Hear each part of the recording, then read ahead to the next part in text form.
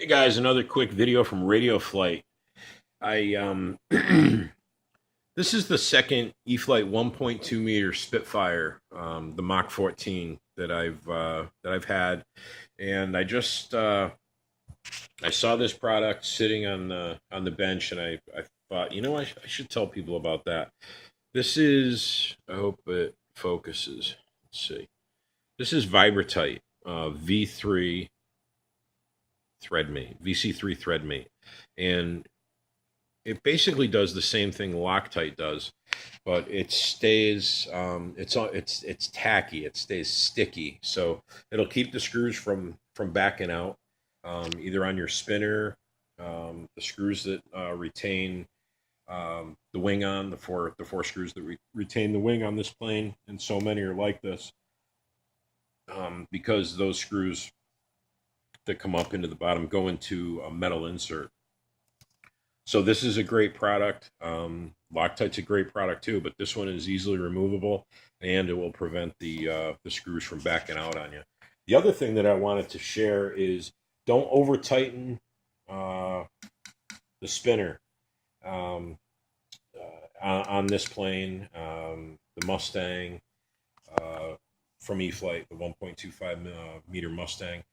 What happens is if you over tighten, overdrive the Allen head screw, number one, you could damage the spinner. But if you notice the gap between the backplate on the spinner and the fuselage, it gets smaller as you get to the bottom of the plane because of the down thrust.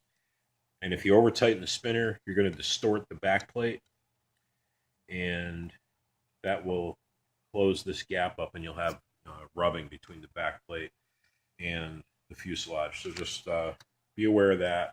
Plastic spinner, metal screw, and the nut that retains the propeller, is also threaded. If you own the plane, you know what I'm talking about. But aluminum's soft, so snug it down, and then maybe another eighth of a turn. You don't have to horse it on there. And the other thing that I did was I took the piece of tape off that was on there from the factory, the little pull for the battery hatch, and I used a heavier piece of tape. This is the heavy duty 3M shipping tape. I folded it back on itself, and I put a little of the Zap goo.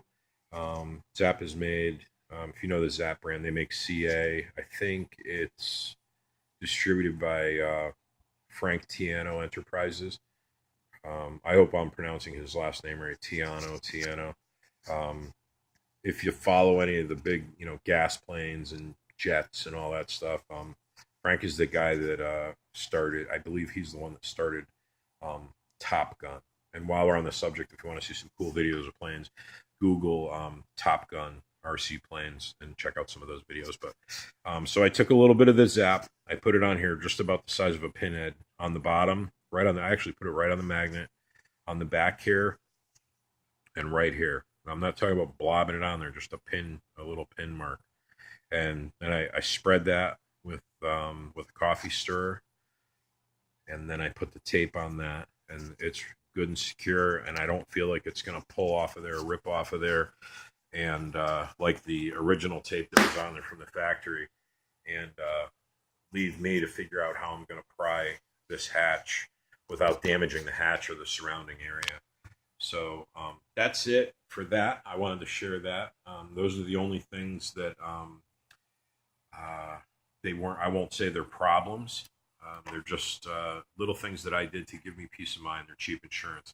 The other thing on the Spitfire with the DX6, I've had a couple people say, well, my buddy has a DXI or whatever radio, and he can adjust the servo speed, and I was hoping I could do that on the flaps on some of my 1.2 meter warbirds. With the DX6, you can. What you have to do is just select wing type, one wing, one flap, and then go from there in your servo setup. Go to the flap servo in your servo setup, and it'll give you the speed. And usually 2 seconds is a good place to start. If you have any problems with that, send me a message. I'll be happy to walk you through it, either on the phone or through messages, emails, whatever.